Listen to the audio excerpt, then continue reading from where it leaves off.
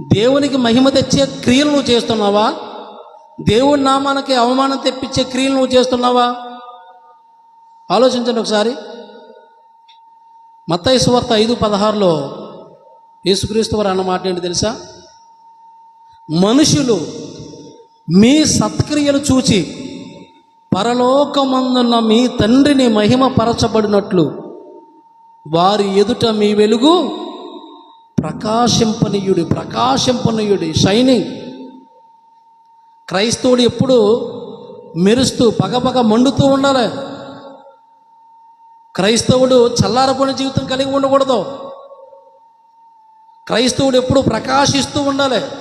మనుషులు మీ సత్క్రియలు చూసి పరలోకమందున్న మీ తండ్రి మహిమపరచబడినట్లు వారి ఎదుట మీ వెలుగు ప్రకాశింపనీయుడి. ప్రకాశిస్తుందా? ప్రకాశిస్తున్నావా? వెలుగుతున్నావా? మండుతున్నావా? నీ దీపం వెలుగుతుందా? ఆరిపోయిందా?